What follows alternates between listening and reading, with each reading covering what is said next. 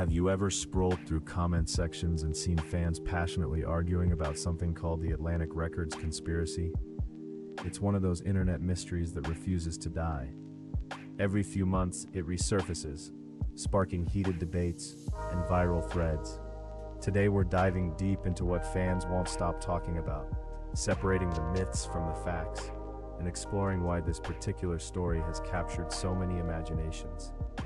Grab a comfortable seat, because this journey is fascinating. The conspiracy centers on a simple but powerful idea that Atlantic Records, one of the most legendary labels in music history, allegedly manipulates which artists succeed and which quietly disappear. Fans claim they've noticed patterns: talented musicians signed, promoted heavily, then suddenly buried. The theory suggests the label plays a strategic game far beyond music. But before we judge, let's understand where this belief actually comes from, and why so many find it convincing. To understand the theory, we need context. Atlantic Records was founded in 1947 and became home to icons like Aretha Franklin, Led Zeppelin, and Ray Charles. Its history is genuinely remarkable, shaping the sound of American music for decades. This legendary status is exactly why conspiracy theories cling to it. When an institution holds this much cultural power, people naturally wonder about the decisions made behind closed doors, imagining hidden agendas driving every signing and release.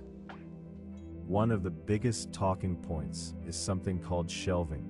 This is when a label signs an artist, records their music, then refuses to release it while keeping the artist under contract.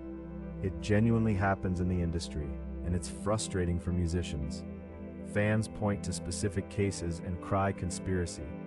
However, understanding the business reality behind shelving reveals a more complicated, less sinister picture than the dramatic theories suggest. Shelving usually comes down to money and priorities, not secret plots. Labels invest heavily in artists they believe will produce quick returns. When market conditions shift, or an executive who championed an artist leaves, projects lose their internal advocates. The artist gets stuck in limbo. It feels personal and mysterious to fans, but it's often just cold business calculation. Still, this reality doesn't fully explain why the conspiracy theories grew so elaborate and passionate. The theory truly exploded thanks to social media. Artists themselves began speaking out, sharing frustrations about feeling tracked or ignored by their labels. When beloved musicians voice these grievances directly to fans, it validates suspicions. Screenshots spread, hashtags trend, and communities form around defending their favorite artists. This grassroots energy transformed vague industry frustrations into a full-blown movement, giving the conspiracy a momentum that traditional media coverage never could have achieved on its own. Several artists have publicly discussed difficult experiences with major labels, describing creative restrictions and unfulfilled promises. These testimonies carry weight because they come straight from the source. When someone you admire says they felt controlled or silenced, it's deeply compelling. Fans took these accounts and connected dots, building a narrative of systematic manipulation. While individual stories are real and important, the leap to a coordinated conspiracy requires more evidence than personal frustration alone can provide. Central to the conversation are 360 deals, contracts where labels take a percentage of nearly everything an artist earns: touring, merchandise, endorsements, not just music sales. These deals emerged as record sales declined and streaming reshaped revenue. Critics argue they give labels enormous control over artists' entire careers. Supporters say they help labels justify major investments. Understanding 360 deals is essential because they represent the modern power dynamic fans genuinely worry about behind the sensational headlines. Here's the heart of the matter. Major labels do hold significant power over artists' careers. They control marketing budgets, radio relationships, playlist placements, and release schedules. This influence is real and substantial. The conspiracy theory takes this legitimate concern and amplifies it into something more dramatic. But the underlying issue, the imbalance of power between corporations and individual creators, deserves serious attention regardless of whether elaborate secret schemes actually exist behind the scenes. You've probably seen the viral videos, dramatic breakdowns claiming to expose the label's secret strategy, complete with ominous music and rapid-fire editing. These productions are compelling entertainment, racking up millions of views. They present speculation as fact and connect unrelated events into tidy narratives. While engaging, they often lack verifiable sources. It's worth remembering that content designed to go viral prioritizes emotion over accuracy, which is exactly why healthy skepticism serves us well. So what's actually true here? The music industry genuinely operates with tough contracts, unequal power, and business decisions that hurt artists. That much is undeniable and well documented. What lacks evidence is the idea of a single coordinated conspiracy deliberately destroying careers for hidden reasons. The truth is messier. A profit-driven system where individual choices, market forces, and corporate priorities create outcomes that feel intentional but often aren't part of any master plan. There's a psychological reason these theories thrive. Humans crave patterns and explanations, especially when we feel powerless. When a talented artist we love fails to break through, random chance feels unsatisfying. A conspiracy provides a villain, a story, and a sense of understanding. It transforms confusing reality into something graspable. This isn't a criticism of fans, it's simply how our minds work. Recognizing this helps us approach these theories with both compassion and clarity. Every enduring conspiracy contains a kernel of truth, and this one is no exception.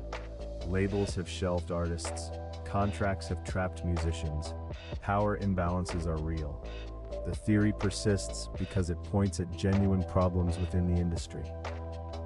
The mistake isn't caring about these issues, it's wrapping legitimate concerns in unprovable claims. By focusing on the documented realities, we can advocate for real change rather than getting lost in dramatic speculation that ultimately distracts from solutions. The music business has transformed dramatically over the past 2 decades. Streaming, social media, and independent distribution have shifted power in surprising ways. Artists can now build audiences without any label at all. This evolution challenges the old narrative of all-powerful gatekeepers.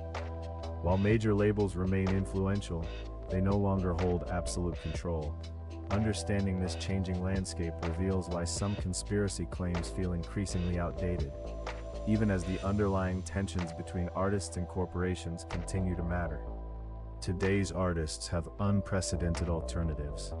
Musicians release music independently, retain their masters, and connect directly with fans through platforms unimaginable a generation ago. This independent revolution empowers creators to bypass traditional systems entirely. It's genuinely inspiring to watch artists build sustainable careers on their own terms. This shift doesn't erase the industry's problems, but it offers hope. Knowledge is power, and understanding your options is the first step toward artistic and financial freedom. For aspiring musicians, the lessons here are practical and empowering. Read every contract carefully, ideally with an entertainment lawyer.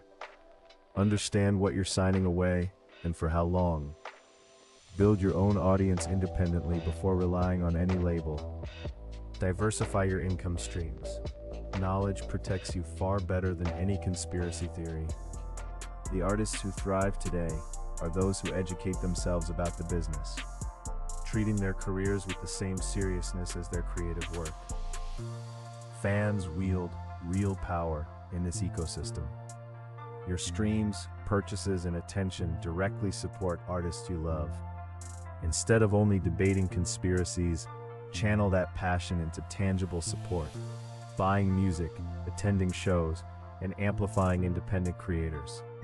Fan communities have literally revived careers and changed industry decisions through collective action. Your engagement matters more than you might realize. That energy, when directed constructively, becomes a genuine force, capable of reshaping how artists are valued and treated. So where does this leave us? Somewhere thoughtfully in the middle. It's healthy to question powerful institutions and demand fairness for artists.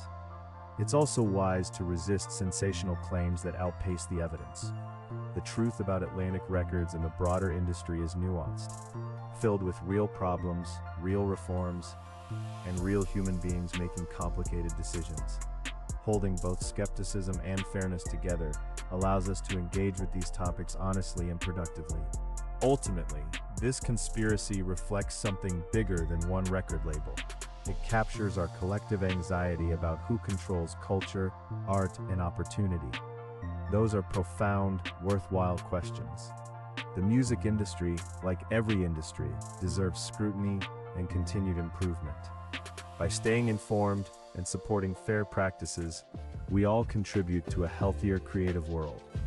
The conversation matters, even when specific theories miss the mark, because it keeps important issues in the public spotlight where they belong. Thank you for joining me on this exploration of the Atlantic Records conspiracy. I hope you leave with more clarity, healthy skepticism, and appreciation for the real complexities of the music world. Keep asking questions, keep supporting the artists you love, and keep thinking critically about the stories you encounter online. If you enjoyed this, please like, subscribe, and share your thoughts below. Until next time, stay curious, stay kind, and keep the music playing.